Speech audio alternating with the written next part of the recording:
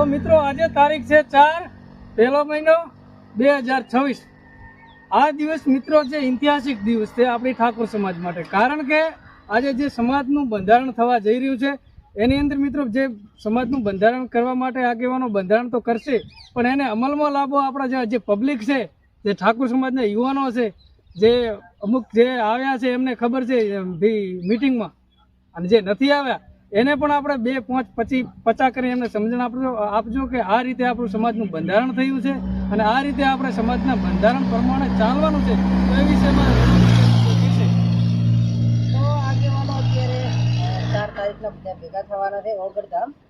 તો બધા ઠાકોર સમાજના યુવાન મિત્રો બહેનો બધા બહોળી સંખ્યામાં પધારજો, અને બહોળી સંખ્યામાં આવશે તો આપણે એક 2026નો ઐતિહાસિક દિવસ બનશે, એક આપણો રેકોર્ડ બનશે કે ઠાકોર સમાજના બધા યુવાનો ત્યાં ભેગા થયા હતા।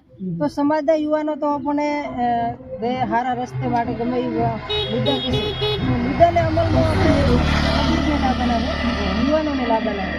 ઘણા બધા વ્યસનના ગેરમાર્ગે દોરાતા હોય છે, અમુક લોકો પાસે લોનો લઈને કોઈ ટ્રેક્ટરોને એવું લાવી જમીન વેચી મારતા હોય છે।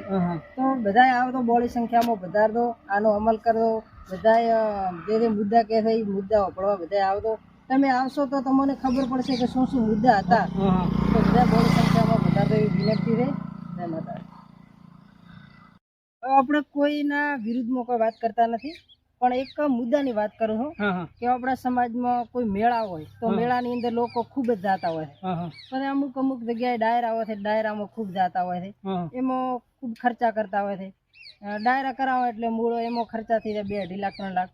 એવા ખર્ચા તમે ડાયરાની અંદર કરો છો તો એવા શિક્ષણની અંદર કરો। સાચી વાત છે, જેમ કે ડાયરાની અંદર તમે આવા ખર્ચા કરશો તો એક બે કલાકાર હશે એનું ઘર ઊંચું આવશે, બાકી સમાજ તો પાછળ જ રહેવાનો છે। અને પાછું એમાં ખાસ કરીને આપણે જે ઠાકોર સમાજમાં જ પાછું ભણતર ઓછું છે, ખાસ કરીને એટલે તે ડાયરાની અંદર તમે પૈસા વાપરો તો એવા શિક્ષણમાં વાપરો તો તમારા બાળકો ઉચ્ચ શિક્ષણ લેશે, તો ભવિષ્ય સુધરશે।